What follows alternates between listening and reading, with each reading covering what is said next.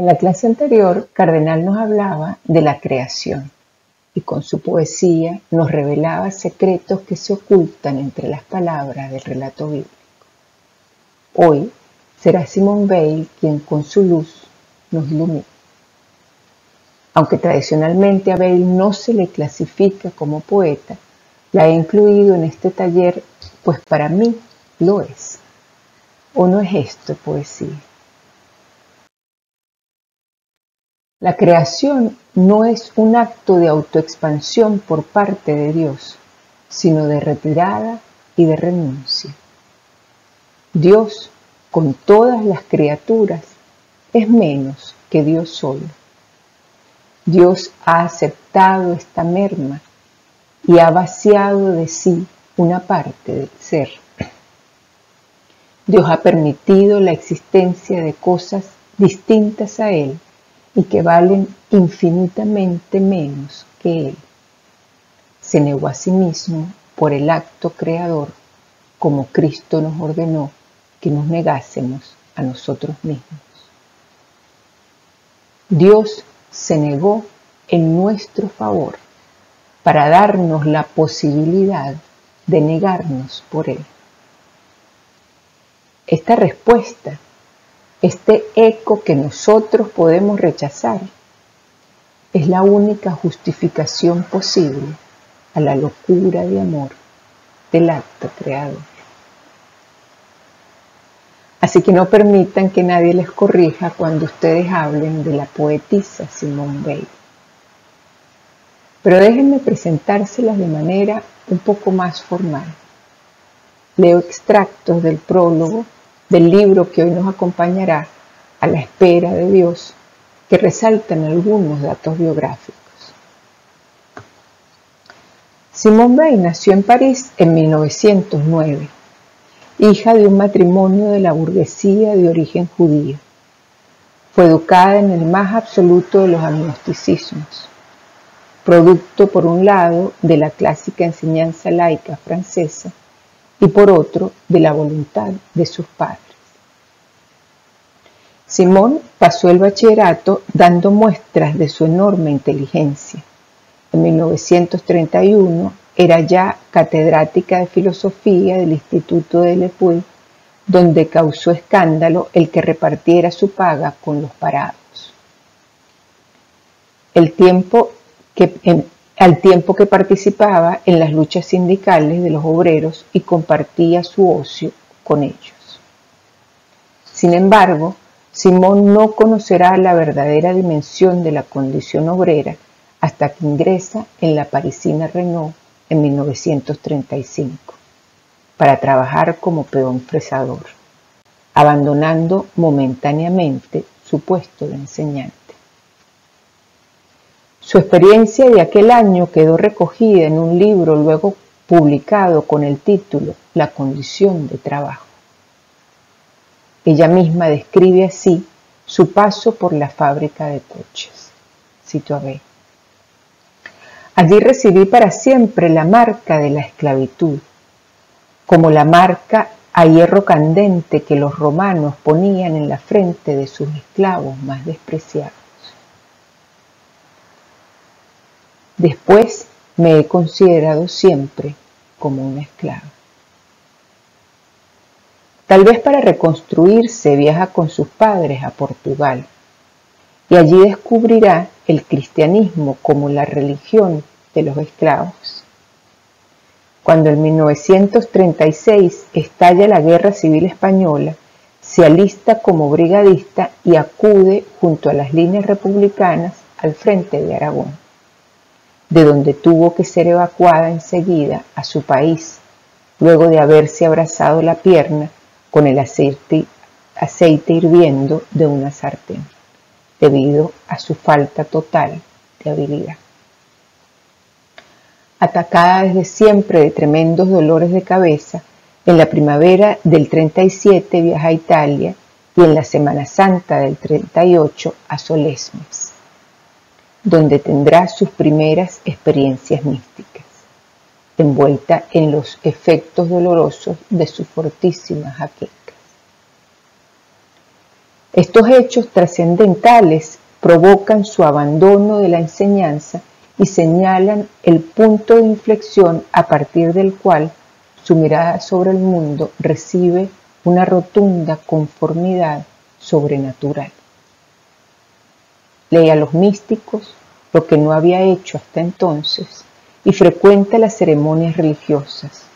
Sin embargo, se resistirá al bautizo, por razones intelectuales y porque le parecía que las iglesias estaban corrompidas por el poder y la riqueza. Al declararse la Segunda Guerra Mundial, tiene que dejar París y trasladarse junto con su familia a Marsella, donde, al margen de sus trabajos como jornalera agrícola, publica importantes artículos. Durante este tiempo tradujo a Platón, escribió los textos de carácter pitagórico y redactó parte de los materiales que más tarde el sacerdote dominico J.M. Perry publicará junto con cartas dirigidas a él mismo y a otras personas con el título Esperando a Dios. Fue acusada de resistente por las autoridades franco-alemanas que, sin embargo, la pusieron en libertad inmediatamente por loca. En mayo de 1942 parte con sus padres en barco vía Casablanca para Nueva York, donde pasará varios meses antes de lograr el traslado a Londres, el lugar en que ella deseaba estar, cerca del centro de la resistencia, para sacrificarse por su causa. Pero la misión más importante que consigue es la escritura de un libro que entronca con la literatura utópica. Su solidaridad con los franceses en la zona ocupada quiso ser tan auténtica que se negó a comer más de lo que ellos comían, y fruto de esa privación, que agravó determinantemente una recién diagnosticada tuberculosis, se produjo su muerte el 24 de agosto de 1943, a los 34 años. El informe del forense indica sin paliativos: la fallecida se mató al negarse a sí misma la ingestión de alimentos suficiente cuando se hallaba con sus facultades mentales trastornadas. Bueno, pues esta loca, esta muchacha ciega, tercamente obtusa y aborrecible, como la llama Robert Coles, biógrafo de la filósofa, es quien viene hoy a iluminarnos.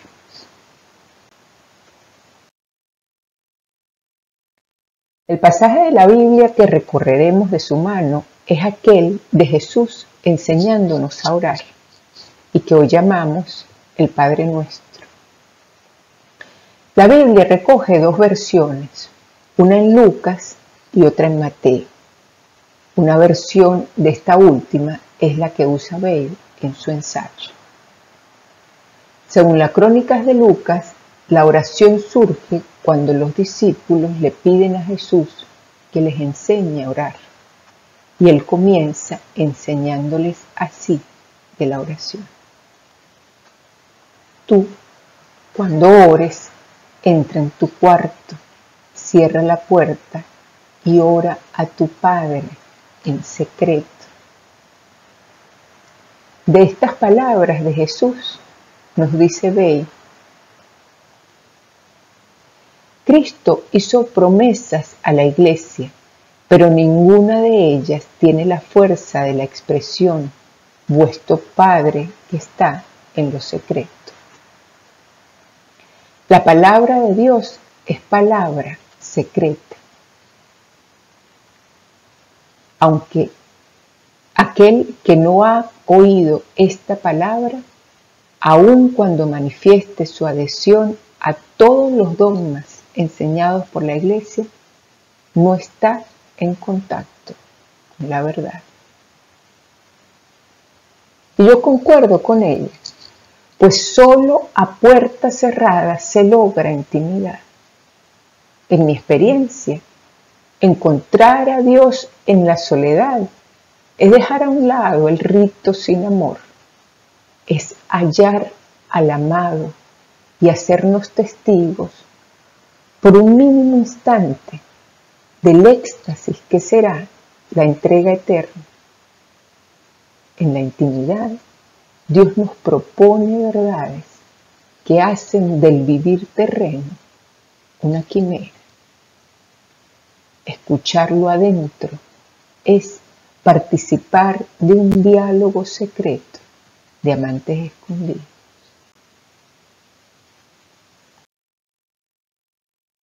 Continúa diciendo Jesús: y al orar, no repitan ustedes palabras inútiles, como hacen los paganos que se imaginan que cuanto más hablen, más caso les hará Dios. Tagore, en su Gitanjali, es aún más tajante y lo explica de esta manera. Deja ya esa salmodia, ese canturreo, ese pasar y repasar rosarios. ¿A quién adoras, di? En ese oscuro rincón solitario del templo cerrado. Abre tus ojos y ve. Tu Dios no está ante ti. Finaliza Jesús con la oración que hoy conocemos como el Padre Nuestro. Ustedes deben orar así: Padre nuestro que estás en el cielo, santificado sea tu nombre. Venga tu reino. Hágase tu voluntad en la tierra, así como se hace en el cielo. Danos hoy el pan que necesitamos. Perdónanos el mal que hemos hecho, así como nosotros perdonamos a los que nos han hecho mal. No nos expongas a la tentación, sino líbranos del maligno. Padre nuestro. Jesús nos enseña a orar en plural. Nos invita a incluir a nuestro hermano en la oración. Así cuando rogamos, venga tu reino o hágase tu voluntad, no lo hacemos solo para nosotros. También rogamos para nuestro hermano. Y no pedimos, dame hoy el pan que necesito, ni perdóname el mal que he hecho. Volvemos al plural para pedir pan y perdón para todos. También aquí vemos ese eterno empeño de Jesús en que abramos los ojos y miremos al otro. Para dar voz a Simone Weil, me apoyaré en su libro A la espera de Dios, que es un compendio de ensayos y cartas escritos por la autora entre enero y junio de 1942 y que fueron publicados por el padre J.M. Perrin luego de la muerte de Weil y a petición suya. Esta combinación de ensayos y cartas hace de su libro una joya particular, pues no solo encontramos el pensamiento filosófico de Weil, sino también un retrato de su corazón, con sus dudas y sus miedos. Debo darle la impresión de un orgullo luciferino al hablar así de cosas demasiado elevadas para mí y que no tengo derecho a comprender. No es culpa mía. Las ideas vienen a posarse en mí por error. Sus anhelos y esperanzas. Aun cuando no hubiera nada más para nosotros que la vida eterna, aun cuando el instante de la muerte no nos aportase nada nuevo, la sobreabundancia infinita de la misericordia divina está ya secretamente presente aquí, en toda su integridad, su humildad y su compasión. Aquel que trata como iguales a quienes la relación de fuerzas coloca muy por debajo de él, les hace realmente el don de la condición de seres humanos, de la que la suerte les priva. Reproduce a su nivel, en la medida en que tal cosa es posible para una criatura, la generosidad original del Creador, su entrega. Si fuera concebible que uno se condenara obedeciendo a Dios y se salvara desobedeciéndole, elegiría de todas formas la obediencia. Entre los ensayos recopilados en este libro se encuentra el titulado Sobre el Padre Nuestro, que nos ocupará en esta sesión y la siguiente. En él, la filósofa se pasea verso por verso por la oración que nos enseñara Jesús, buscando en ella todo aquello que un simple vistazo o una eterna salmodia no revela. Escuchémosle. Padre nuestro, el que está en los cielos, nos dice ver al respecto. Es nuestro Padre. Nada real hay en nosotros que no proceda de Él. Vale resaltar que para la filósofa lo real es lo que no se obtiene por nuestro propio esfuerzo o como producto de la vida temporal terrena, pues esta vida no es para ella más que visiones y espejismos. Para Bale, la vida terrena es irrealidad. Somos suyos, nos ama, puesto que se ama, y nosotros le pertenecemos. Como pueden ver, la relación es mutua. Dios es nuestro, sí, pero también y primero nosotros somos suyos. Pero es el Padre que está en los cielos, no en otra parte.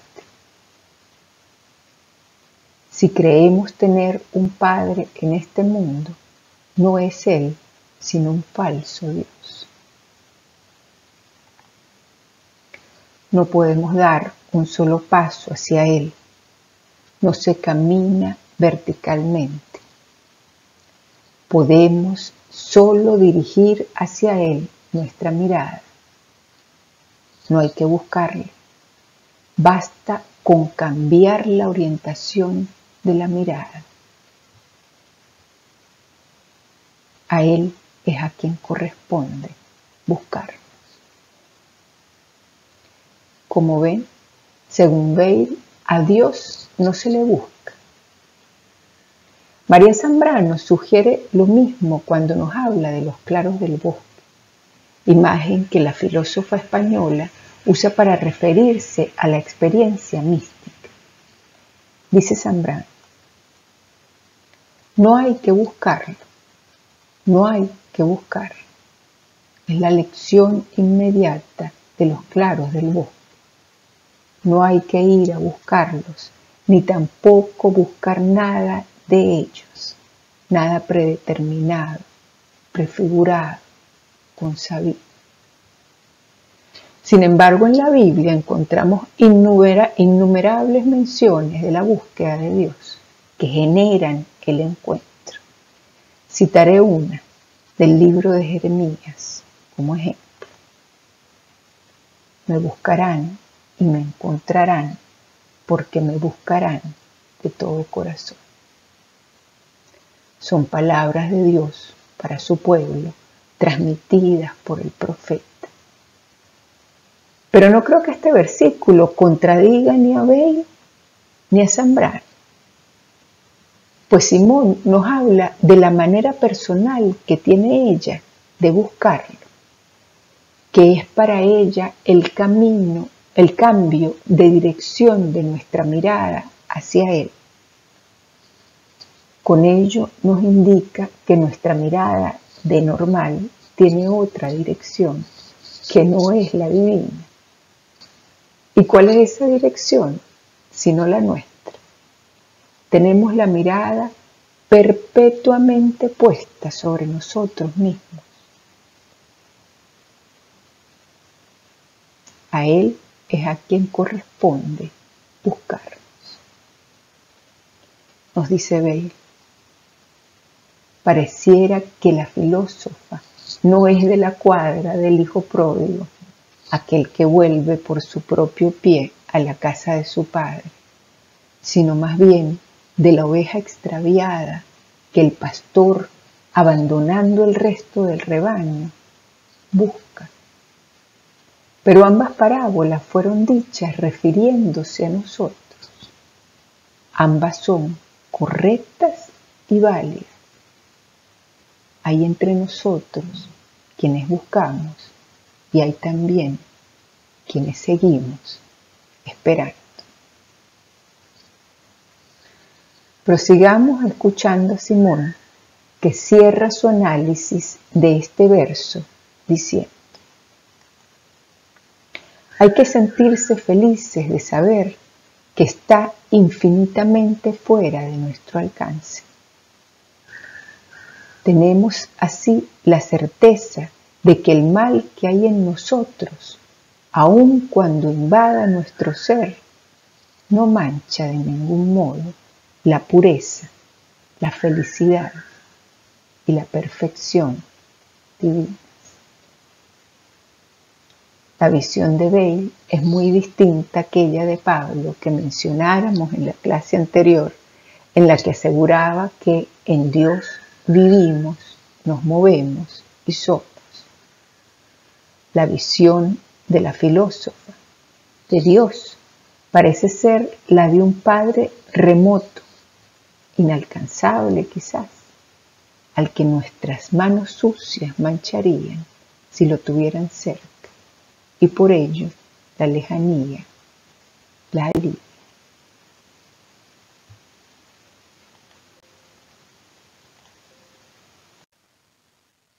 Sea santificado tu nombre, dice B. Solo Dios tiene el poder de nombrarse a sí mismo. Su nombre no puede ser pronunciado por labios humanos. Su nombre es una palabra, el verbo. Cuando leo estas palabras de Bale, me es inevitable pensar en el pasaje del libro del Éxodo que refiere a un Moisés temeroso ante la zarza ardiendo, intentando escaquearse de la voluntad de Dios. Esta cita que les leeré en un momento la he tomado del Tanaj, la Biblia hebrea, pues me parece mucho más útil para hacer referencia al nombre de Dios, que es de lo que nos habla Bale y que es de lo que intento ahondar. Es un pasaje del que podría hablar por horas, pero intentaré contenerme. Sin embargo, es importante que les dé algo de contexto. Moisés, que huyó de Egipto 40 años atrás y es ahora pastor en el desierto, encuentra una zarza ardiendo. Al aproximarse, movido por la curiosidad, la zarza le llama: Moisés, Moisés. Le revela su identidad diciéndole que es el Dios de sus antepasados y le dice que vuelva a Egipto y rescate al pueblo de Israel de la esclavitud.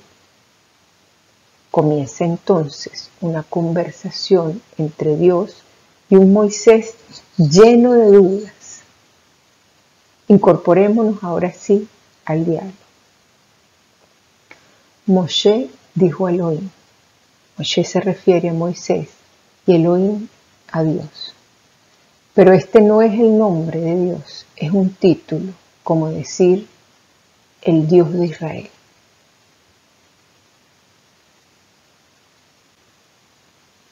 Mira, cuando yo me presente delante del pueblo de Israel y diga a ellos, el Elohim de sus padres me ha mandado a ustedes, y ellos me pregunten, ¿cuál es su nombre? ¿Qué es lo que les diré? Elohim dijo a Moshe, Ejie, Asher, Ejie, que los eruditos traducen como yo soy el que soy o yo seré el que seré. Y añadió, aquí está lo que decir al pueblo de Israel. Ejie me ha enviado a ustedes.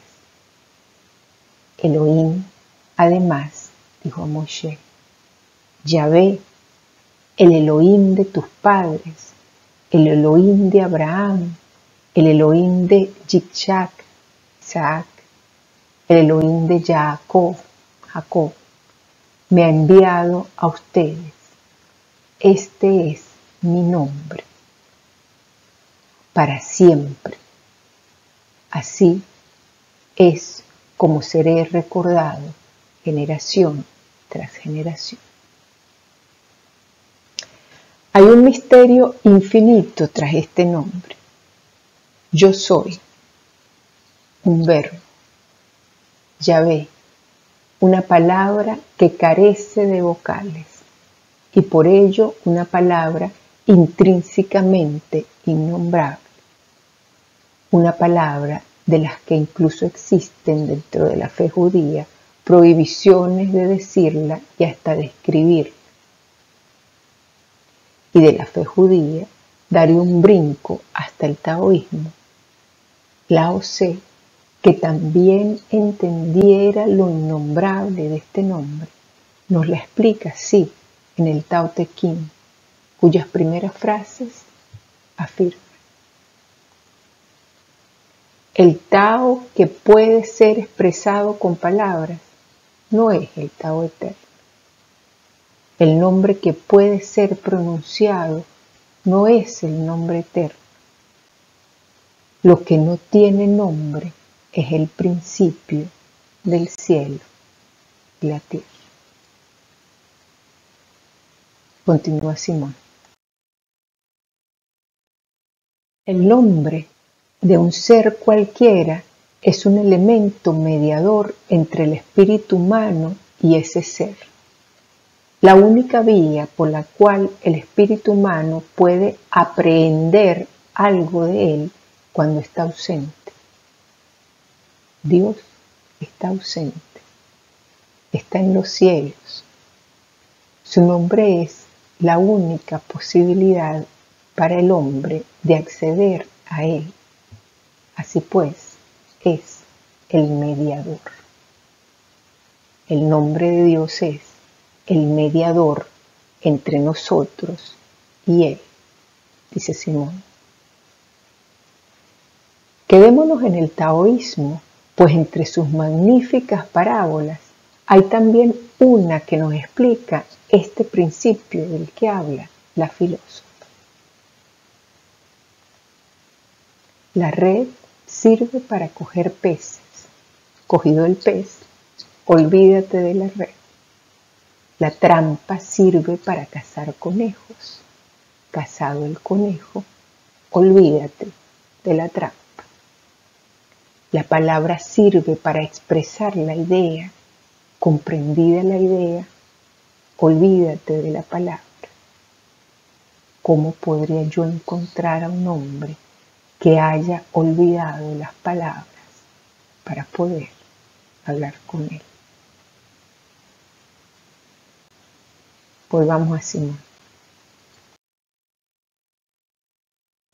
El hombre tiene acceso a este nombre, aunque sea trascendente. Brilla en la belleza y el orden del mundo y en la luz interior del alma humana. Este nombre es la santidad misma. No hay santidad fuera de él. No necesita, pues, que se le santifique.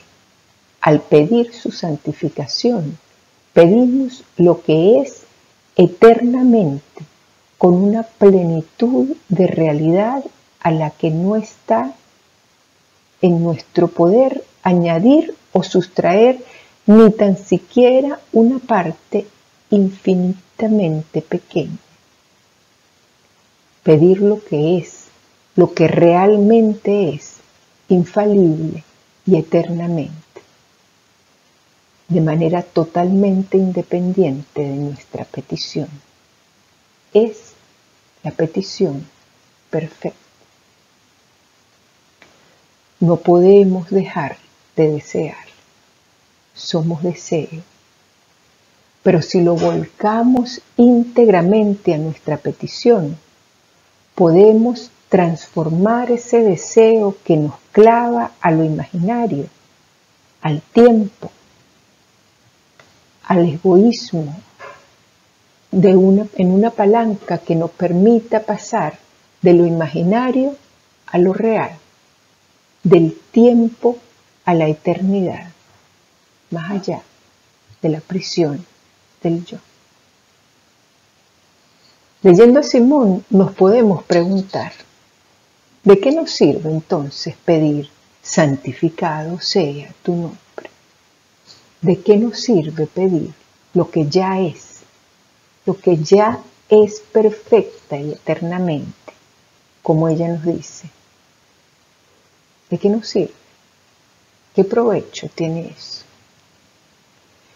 Las últimas líneas de su texto nos lo explican y causaron ellas tal impacto en mí cuando las leí por primera vez, que sobre ellas escribí un capítulo en mi libro Buscando a Dios, que titulé La prisión del yo, y del cual quisiera leerles.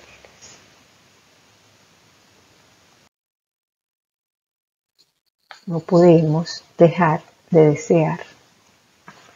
Somos deseo. Como meros animales irracionales, transitamos nuestras vidas dejándonos llevar por los impulsos de nuestros deseos. Deseos que rigen sobre lo cotidiano y lo excepcional, lo superfluo y lo indispensable, lo corporal y lo intelectual. Desde el instante en que aún en nuestra cama tomamos conciencia cada mañana de que somos, el deseo comienza a dictar las primeras órdenes del día y no cesará hasta que el sueño nos venza cada noche. Desear es una necesidad intrínseca en el sujeto, sin la cual ni un solo día de nuestras vidas habremos de transitar. Deseo, luego existo. Pero si la volcamos íntegramente en nuestra petición, la petición de la que habla Bale en el verso es la segunda oración del Padre Nuestro que nos ocupa. Santificado sea tu nombre. Y añade que esta es una petición perfecta, porque pedimos lo que realmente es, infalible y eternamente, de manera totalmente independiente de nuestra petición. Debo añadir que la verdad que clama aquí Bale no se limita a la petición del segundo verso del Padre Nuestro, sino que se extiende a toda petición hecha de acuerdo a la voluntad del Padre, que es siempre infalible y eterna. Y son estas, asimismo, peticiones perfectas, porque al hacerlas verdaderamente giramos nuestra mirada hacia Él. Podemos transformar ese deseo que nos clava a lo imaginario, al tiempo, al egoísmo, en una palanca que nos permita pasar de lo imaginario a lo real, del tiempo a la eternidad, más allá de la prisión del yo. Con estas palabras, Bale deja muy claro los estragos que provoca el mal encausado deseo en el sujeto, lo esclaviza, hace de él su prisionero y danza el hombre al son que su ansia le toque. El deseo nos clava a lo terrenal, a lo temporal y a esa autoidolatría que nos consume. No fueron los clavos los que retuvieron a Jesús en la cruz. Fue su deseo de hacer la voluntad de su Padre. En nuestro caso, el deseo de hacer nuestra propia voluntad nos clava a lo temporal, a lo mundano. Solo nos libramos de ello cuando hacemos de la voluntad del Padre la nuestra.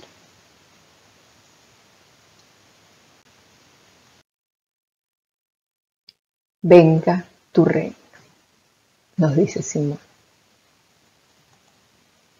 Se trata ahora de algo que debe venir, que no está presente.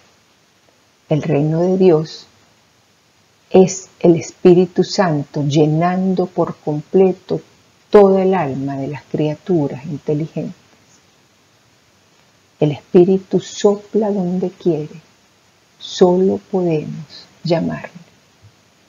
No hay ni que pensar en llamarle de manera particular para uno mismo, para unos o para otros, ni siquiera para todos, sino llamarle pura y simplemente, que pensar en él sea una llamada y un grito.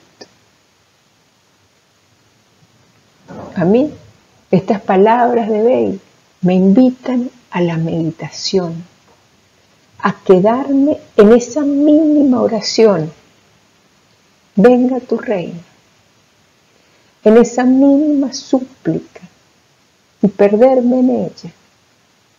Y es demasiado tentador no hacerlo ahora con ustedes.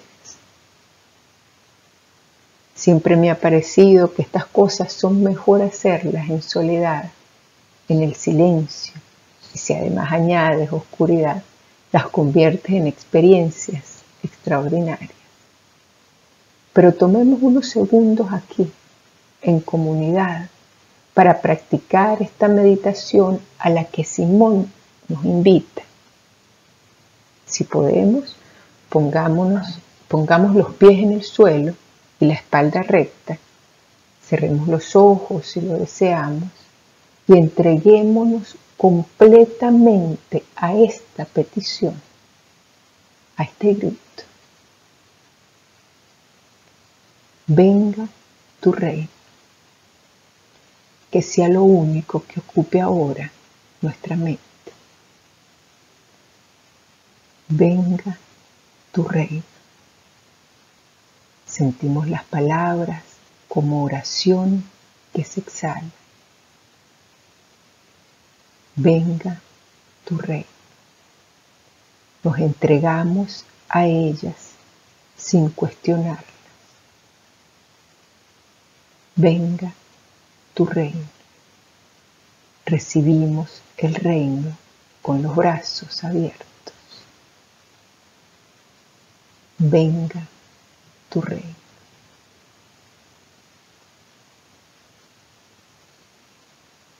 Venga tu reino.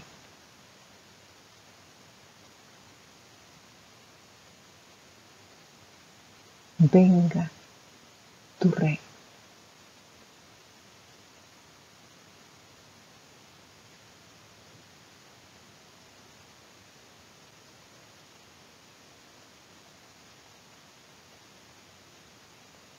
Volvemos poco a poco en nuestra súplica al espacio que habitamos, aunque me encantaría quedarme en ella por el resto del día.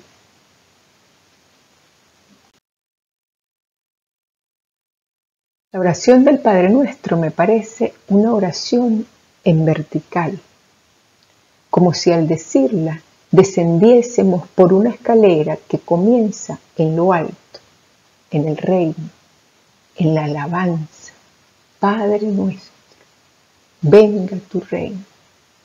Miramos a la divinidad y quedamos embelesados con lo que vemos. Pero lo mundano no se hace esperar.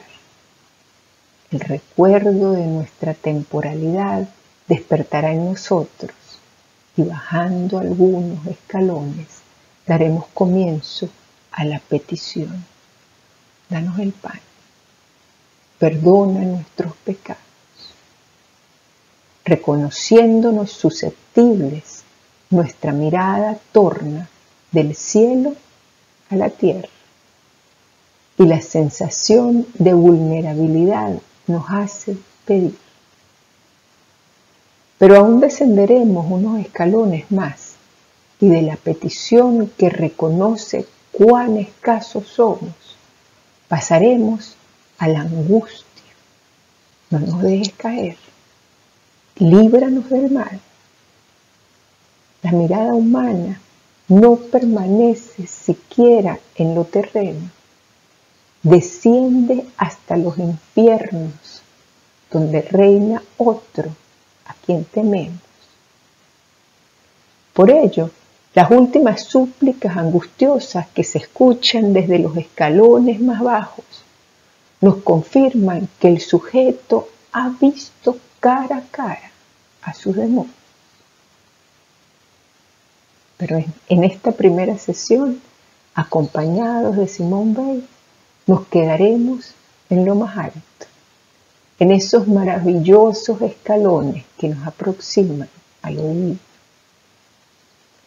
Ya habrá tiempo en la siguiente sesión para descender. Gracias mil por la escucha.